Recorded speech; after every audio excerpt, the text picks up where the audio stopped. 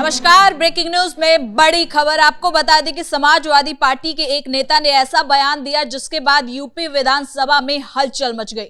आपको बता दें कि सपा की नगीना से विधायक ने जिन्ना को जिन्ना साहब कह के संबोधित किया, जिसके बाद बीजेपी ने उनके खिलाफ मोर्चा खोल दिया है। बीजेपी अब ये मांग कर रही है कि उनके खिलाफ कानूनी कार्रवाई होनी चाहिए, क्योंकि जिन्ना को जिन्ना साहब नहीं कहा जा सकता, वो एक दुश्मन है। तो इसी खबर पर ज्यादा अपडेट के साथ मेरे साथ मौजूद है मेरे सहयोगी हर्ष भारद्वाज। तो सर, क्या है ये पूरा मामला? जिन्ना को जिन्ना साहब कह दिया सपा के नेता ने। देखिए, आज जब विधानसभा के शीतकालीन सत्र की शुरुआत हुई है तब हमने देखा है कि बीजेपी विधायकों ने विधानसभा के अंदर ये मांग की है कि मनोज पारस, जो कि समाजवादी पार्टी के विधायक हैं, उन पे अनुशासनात्मक कार्रवाई होनी चाहिए। और ये कहा गया है कि उन्होंने सदन की गरिमा को नहीं बनाया और सदन से उन्हें बाहर निकाला जाना चाहिए। सदन में बैठने की अनुमति उनके लिए नहीं होनी चाहिए, ये बीजेपी की तरफ से कहा गया है। हालांकि वाकया कल का है, लेकिन हंगामा आज भी बरपा हुआ है। वाकया ये था कि मुसलमानों को लेकर विधानसभा के अंदर बात हो रही थी और मनोज पारस की तरफ से कहा गया कि कुछ मुसलमान जिन्ना साहब के कहने पर भी भारत को छोड़कर पाकिस्तान नहीं गए। और इसी मुद्दे को बीजेपी ने उठाया और उन्होंने कहा कि कैसे उन्होंने जिन्ना का महिमा मंडन किया और एक तरीके से वो सांप्रदायिक चीज़ों को बढ़ाने की कोशिश कर रहे हैं। और बार बार समाजवादी पार्टी ऐसा करती हुई नजर आई है और इसलिए अनुशासनात्मक कार्रवाई की मांग मनोज पारस के खिलाफ की गई है। हालांकि मनोज पारस, जो कि नगीना से विधायक हैं, वो पहली बार विवादों में नहीं फंसे हैं। इससे पहले वो जेल भी जा चुके हैं और कई बार अपने बयानों के चलते वो विवादों में फंस गए हैं। विवादों से उनका पुराना नाता रहा है, लेकिन इस बार जिन्ना का महिमा मंडन करना उन्हें भारी पड़ गया। जिन्ना को साहब कहकर संबोधित करना उन्हें भारी पड़ गया है और आज उन पर अनुशासनात्मक कार्रवाई भी हो सकती है, क्योंकि अभी तो विधानसभा के शीतकालीन सत्र की शुरुआत हुई है। सुबह का वक्त है, दोपहर हो गई है और शाम आते आते ऐसी तस्वीर सामने आ सकती है। फिलहाल हंगामा मनोज पारस को लेकर ही सुबह सुबह बरपा हुआ था और कार्रवाई की मांग की जा रही थी, लेकिन अब सड़कों तक ये मामला पहुंच सकता है, क्योंकि देखिए, हम देखते हैं कि अब एक विशेष समुदाय को साधने के लिए अखिलेश यादव और समाजवादी पार्टी पूरी तरीके से हमेशा आगे रही है और वो कुछ भी बोल देते हैं। और अगर आपने जिन्ना को लेकर बोला है, जिन्ना को साहब कह के संबोधित किया है, तो कहीं ना कहीं ये दर्शाता है कि कैसे आप सांप्रदायिक चीज़ों को भड़काना चाहते हैं। क्योंकि हमेशा से उत्तर प्रदेश के अंदर जब समाजवादी पार्टी रही थी, हमने देखा कि कितनी सांप्रदायिक चीज़ें हुई, सांप्रदायिक दंगे हुए और उन्होंने हिंदू मुसलमान को लड़वाने की कोशिश की और मुसलमानों के वोट बैंक हासिल करने के लिए कितना दंगा उत्तर प्रदेश के अंदर हुआ था। लेकिन उत्तर प्रदेश में जब 2017 में योगी आदित्यनाथ की सरकार आई तो हमने देखा था कि किस तरीके से उत्तर प्रदेश को संभालना था और योगी आदित्यनाथ ने उत्तर प्रदेश को संभाला भी। और सांप्रदायिक दंगों की एक भी तस्वीर उत्तर प्रदेश से नहीं आई, जो योगी आदित्यनाथ की तरफ से खुद भी कहा गया है और तस्वीर भी हमने देखी है कि उत्तर प्रदेश में वैसी तस्वीर सामने नहीं आई है। तो सर, ये जो जिन्ना साहब का है कि क्या इसके बाद मनोज पारस का कोई बयान आया कि गलती से बोल दिया? क्योंकि जब उन्होंने बोला उसके बाद ही शोर शराबा शुरू हो गया था। देखिए, नहीं, उन्होंने ना तो इसको लेकर कोई माफ़ी मांगी है, ना ही स्पीकर के सामने कुछ ऐसी बात कही है कि हम देख सके कि हाँ, वो माफ़ी के संदर्भ में कुछ कह रहे हों। और इसलिए ही हंगामा बरपा हुआ है, क्योंकि तमाम बीजेपी के जो विधायक हैं विधानसभा के अंदर वो ये मांग कर रहे हैं कि या तो वो लिखित में माफ़ीनामा दें या तो स्पीकर उन पर बड़ी कार्रवाई करें, विधानसभा से उन्हें बाहर निकाल दिया जाए, विधानसभा में उन्हें बैठने ना दिया जाए। क्योंकि अगर कोई जिन्ना का महिमा मंडन करेगा तो वो सदन में बैठने के लायक नहीं है। ये जानबूझ के कहा गया है जिन्ना को जिन्ना साहब। बिल्कुल। देखिए, समाजवादी पार्टी ऐसे ही मौके की तलाश करती है। समाजवादी पार्टी को आपने देखा था, मुखिया की बात कर लेते हैं, अखिलेश यादव की बात करते हैं, क्योंकि मनोज पारस तो विधायक हैं और ऐसे विधायकों को जिम्मेदारी दी जाती है जानबूझकर कि आप ऐसे मुद्दों को उठाइए और आप ऐसी चीज़ों को करिए ताकि समाजवादी पार्टी को मुसलमानों का मसीहा समझा जाए और मुसलमान उनको मसीहा समझे। जब ऑपरेशन सिंदूर चल रहा था तब भी हमने देखा था कि कैसे ऑपरेशन सिंदूर पर सवाल उठाए थे राहुल गांधी ने और समाजवादी पार्टी के मुखिया अखिलेश यादव ने। पाकिस्तान की संसद तक में अखिलेश यादव के बयान को दिखाया गया था, चाहे उन्होंने चीन के संदर्भ में कहा हो या पाकिस्तान के संदर्भ में और राहुल गांधी के पोस्टर तक लहराए गए थे, जिससे आप ये समझ सकते हैं कि एक मुसलमान को जो कट्टरपंथी होती है, हम आम मुसलमान नहीं कहेंगे, कुछ कट्टरपंथियों को खुश करने के चक्कर में अखिलेश यादव पाकिस्तान के समर्थन में बयान दे देते हैं, चीन के समर्थन में बयान देते हैं, भारत के खिलाफ बयान देते हैं, उनके विधायक जिन्ना को साहब कह के पुकारते हैं।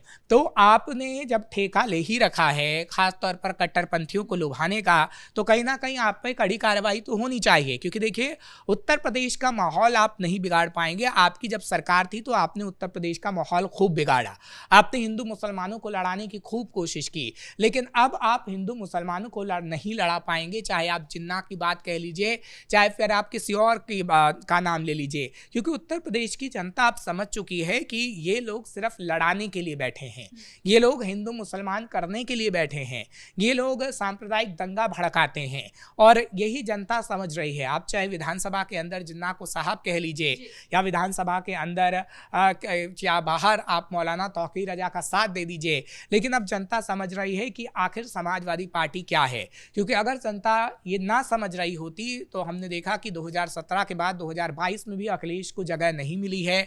अब 2027 का समय भी आने वाला है, तब भी अखिलेश पिछड़ते हुए ही नजर आएंगे, क्योंकि अखिलेश अगर ऐसी हरकत करते रहे, उनके विधायक ऐसी हरकत करते रहे, जिन्ना को साहब कहते रहे, या फिर आप देखेंगे कि जितने जो कट्टरपंथी हैं उनका महिमा मंडन करते रहे, तो कहीं ना कहीं मुंह की खानी पड़ेगी समाजवादी पार्टी। यानी कि आज विधानसभा में इस मुद्दे को बीजेपी उठा सकती है। देखिए, इस मुद्दे को अब उठाएगी नहीं, पूरे दिन इस पर हंगामा भी बरपा रहेगा, क्योंकि जो कोडीन सिरफ को लेकर हंगामा देखा था हमने समाजवादी पार्टी की तरफ से बाखूबी किया गया था। कोडीन सिरफ पर समाजवादी पार्टी को मुंह तोड़ जवाब सीएम योगी की तरफ से खुद दिया गया था, और सीएम योगी आदित्यनाथ की तरफ से कहा गया था कि कोडीन से किसी की भी मौत उत्तर प्रदेश में नहीं हुई है। हालांकि कोडीन पर जब जवाब दे भी दिया गया, उसके बाद भी दूसरे दिन हमने देखा कि हंगामा बरपा, और ट्रैक्टर ट्रॉली से समाजवादी पार्टी के कई नेता विधानसभा के अंदर बाहर पहुंचे, और उन्होंने ये दिखाने की कोशिश की कि कैसे योगी आदित्यनाथ झूठ बोल रहे हैं, और एक नैरेटिव गढ़ने की कोशिश की। लेकिन अगर अभी की बात करें तो अभी ये मुद्दा कहीं ना कहीं और गरमाएगा, क्योंकि ये जो जिन्ना को साहब संबोधित कर दिया है, तो बीजेपी को एक बड़ा मुद्दा मिल गया है। समाजवादी पार्टी के पास कोडीन सिरफ का मुद्दा था, लेकिन अब मुद्दा मिल गया है बीजेपी को। जब जिन्ना का महिमा मंडन किया गया है, जिन्ना को साहब कह के संबोधित किया गया है, तो बीजेपी इस वक्त आग बबूला है, और विधानसभा के अंदर इस वक्त काफी हंगामा बरप रहा है। जब हम अपने दर्शकों को खबर बता रहे हैं तो इस वक्त भी विधानसभा चल रही है, और विधानसभा के अंदर बीजेपी के तमाम विधायक हंगामा कर रहे हैं, और वो बार बार स्पीकर से मांग कर रहे हैं कि मनोज पारस के खिलाफ अनुशासनात्मक कार्रवाई हो। ये कार्रवाई कब तक होगी, ये तो देखने वाली बात होगी, क्योंकि अगर आप ऐसे सांप्रदायिक चीजों को भड़काने की कोशिश करेंगे और खास तौर पर जिन्ना को साहब कह के संबोधित करेंगे, वो तो गलत है। बाकी बीजेपी भी यही कह रही है कि दुश्मन को सम्मान क्यों मिल रहा है इतना। बिल्कुल, देखिए, हमेशा से ये रहा है कि भारत विरोधी काम समाजवादी पार्टी करती है। भारत के जितने भी दुश्मन रहते हैं उनका सम्मान करने का काम इस समाजवादी पार्टी हमेशा से करती रही है। आप देखिए कि आप कट्टरपंथियों का सहयोग इस तरीके से करते हैं कि कभी भी आप राम मंदिर में कदम नहीं रखते हैं।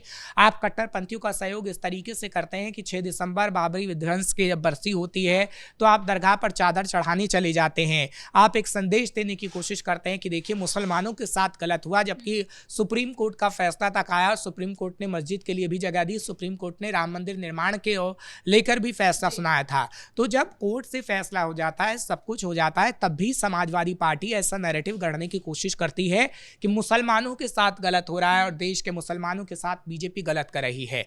आपने, अब आपकी सरकार थी तो आपने मुसलमानों के लिए क्या किया, ये बड़ा सवाल है। आपने सिर्फ मुसलमानों को लड़वाया, आपने सिर्फ मुसलमानों को मैदान में उतारा, मुसलमानों के कंधे पर बंदूक रखकर आपने गोली चलाई, लेकिन आपने मुसलमानों का विकास नहीं किया। लेकिन अब जब बीजेपी मुसलमानों का विकास कर रही है तो आपको कहीं ना कहीं दिक्कत हो रही है कि मुसलमान ये समझ ना जाए कि कौन उनके लिए बेहतर काम कर रहा है और किसने उनको लड़ाने की कोशिश की है। और अगर ये मुसलमान समझ गया तो मुसलमान बीजेपी की तरफ भी शिफ्ट हो सकता है। इसमें कोई दो राय नहीं है कि बीजेपी को मुसलमान वोट नहीं करता है, क्योंकि समाजवादी पार्टी से लेकर कांग्रेस एक नैरेटिव हमेशा से गढ़ते रहे हैं कि बीजेपी बीजेपी मुसलमानों से नफरत करती है और बीजेपी कभी भी मुसलमानों को तवज्जो नहीं देगी। लेकिन उत्तर प्रदेश हो या जहाँ जहाँ बीजेपी की सरकार रही है वहाँ वहाँ हमने देखा है कि तमाम लोगों का विकास हुआ है, उसमें मुसलमान भी हैं। आपने पसमानदा मुसलमानों को लेकर देखा कि प्रधानमंत्री नरेंद्र मोदी ने कैसे लोकसभा चुनाव के दौरान उनसे बातचीत की थी और कैसे तमाम मुसलमानों को जो विकास की ओर अग्रसर किया गया है वह दर्शाता है कि चाहे प्रधानमंत्री नरेंद्र मोदी हो या फिर सीएम योगी आदित्यनाथ हो, बीजेपी की सरकार किसी के साथ भेदभाव नहीं करती है। अखिलेश यादव ने हमेशा से भेदभाव किया है और उसी का परिणाम है कि हम देख रहे हैं कि मनोज पारस जैसे लोग जिन्ना को साहब कह के संबोधित कर रहे हैं। बहुत बहुत धन्यवाद सर इन तमाम जानकारी के लिए। तो कुल मिलाकर जिन्ना को जिन्ना साहब कहा है सपा के विधायक ने, जिसके बाद बीजेपी ने उनके खिलाफ मोर्चा खोल दिया है और कड़ी कार्रवाई की मांग कर रही है। ब्रेकिंग न्यूज में इतना ही।